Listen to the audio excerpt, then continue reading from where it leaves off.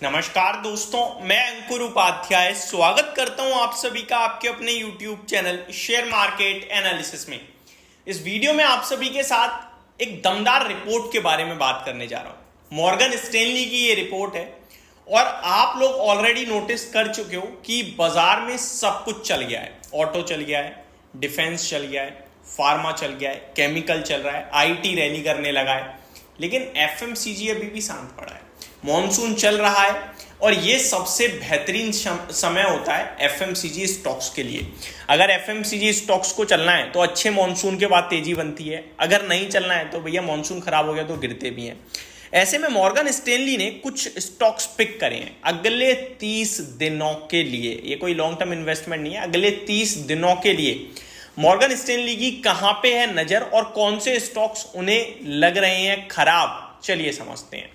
सबसे पहले Morgan Stanley की रिपोर्ट में कहा गया है आने वाले 30 दिनों के लिए टेक्निकल पिक्स हैं। ये टेक्निकल पिक्स हैं लेकिन फंडामेंटल्स भी बीच में लगा दिए हैं।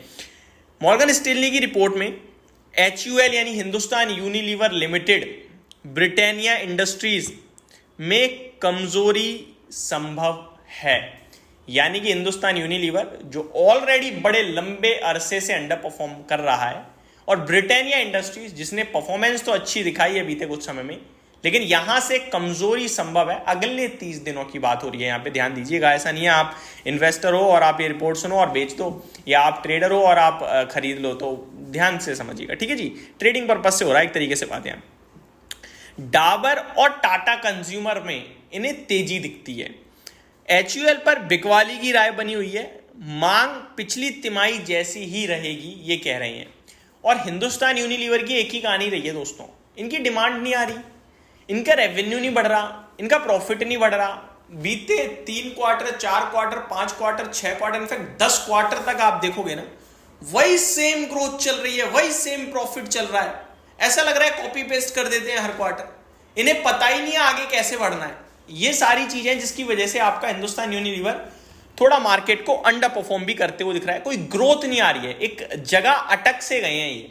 लेट्स सी क्या ट्रिगर बनेगा इनकी ग्रोथ का, अभी तक तो कुछ नहीं दिख रहा। और मॉर्गन स्टैनली की रिपोर्ट में भी सेम चीज आ रही है, ये यहां से गिरावट दिखा सकता है, कमजोरी रह सकती है। गिरावट इन द मीन कमजोरी, वीकनेस रहेगी और जो डिमांड है वो लास्ट क्वार्टर जैसे ही रहेगी, तो नंबर्स भी सुस्त देख रहे हैं कहीं ना कहीं। रेवेन्यू और प्रॉफिट में सबसे कम ग्रोथ का अनुमान है, तो हुल के HUL के लिए कह रहे हैं ये कि रेवेन्यू प्रॉफिट में सबसे कम ग्रोथ आने का अनुमान है इनका, तो ये नेगेटिव हो रहे हैं। FY25 की 6% का रेवेन्यू ग्रोथ के लक्ष्य में बदलाव मुश्किल है।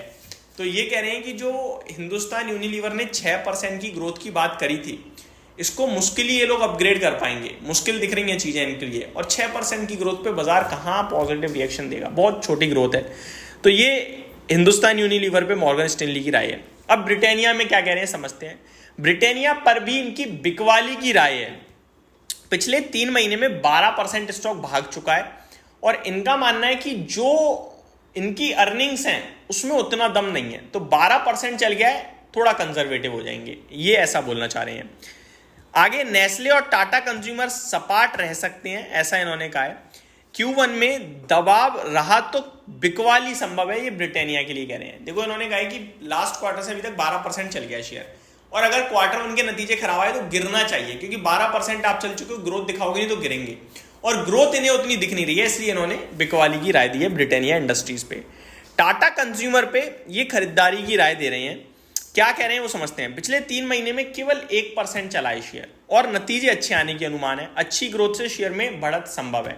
तो टाटा कंज्यूमर एग्जैक्टली ब्रिटानिया का उल्टा बोल रहे हैं कि अभी तक चला है नहीं और नंबर अच्छे दिख रहे हैं, तो शायद यहां से ग्रोथ आ सकती है। डाबर पर भी इनकी खरीदारी की राय है। अब डाबर पे क्या कह रहे हैं वो समझते हैं। शहरी मांग के मुकाबले ग्रामीण मांग बेहतर है, यानी तो फिर तो हिंदुस्तान यूनिलीवर भी चलना चाहिए, उसकी भी पकड़ है ग्रामीण क्षेत्र में तो, बट ठीक है, डाबर को लेकर ज्यादा अच्छा लग रहा है इन्हें।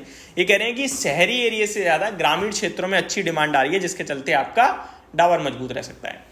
कमाल की बात यह है कि इन्होंने इसके साथ साथ टाइटन पे भी टिप्पणी करी है। टाइटन पे इनकी बिकवाली की राय आई है। लास्ट क्वार्टर आपको याद होगा जब स्टॉक 3650 पे था, नंबर खराब आए, मैंने कहा था 3250 तक जा सकता है, एग्जैक्टली 3250 तक गया भी। उसके बाद हमने बाय कॉल शेयर करी आपके साथ अपनी तरफ से, 3450-3500 के लक्ष्य के लिए अचीव हुए, अभी वहीं का वहीं घूम रहा है, कहीं 3300 राउंड के करीब। ये कह रहे हैं कि इस बार और इस क्वार्टर के नंबर थोड़े और खराब आ सकते हैं, क्योंकि ज्वेलरी सेगमेंट में प्रॉफिट नहीं बन रहा। क्या कह रहे हैं मैं बताता हूँ, ज्वेलरी मार्जिन में दबाव रह सकता है, जिसके चलते इनका प्रॉफिट कम आ सकता है और रिजल्ट खराब हो सकते हैं और स्टॉक टूट सकता है। 22% प्रीमियम पर शेयर ट्रेड कर रहा है। इनके जो मतलब पुराने जो एवरेज पीई रेशियो है उससे 22% प्रीमियम पे शेयर महंगा दिख रहा है इन्हें। तो ये एक इनका बड़ा कारण है जिसकी वजह से थोड़ी सी गिरावट संभव देख रहे हैं टाइटन के शेयर में भी। मैं टाइटन में थोड़ा सा आपको और बता देता हूँ, ये जो प्रीमियम बता रहे हैं कितना है एग्जैक्टली हम भी देख लेते हैं। मीडियन पीई क्या है और अभी क्या ट्रेड कर रहा है। अगर मैं 5 साल की बात करूं दोस्तों पी रेशो की, तो मीडियन पी है 86 का और अभी चल रहा है आपका ये एग्जैक्टली 85 पे ही चल रहा है। तो फिर प्रीमियम तो नहीं दिख रहा मेरे को कहीं भी, बट ठीक है चलो ये कह रहे हैं तो मान लेते हैं भाई साहब। ऊपर में स्टॉक 180 के पी पे भी चला जाता है, नीचे में अराउंड 60 के पी पे आता है। अगर 60 के पी पे आ जाएगा तो 5 साल का लोएस्ट पी हो जाएगा वो, तो मेरे को लगता है ठीक है। अगर मैं 10 साल का मीडियन पी देखूं तो वो 71 का आ रहा है। तो ये मेरी तरफ से आपके लिए एक पूरी डिटेल वीडियो थी, होप आपको सारी चीजें समझ में आई होंगी। Thank you so much for watching this video, have a great day guys.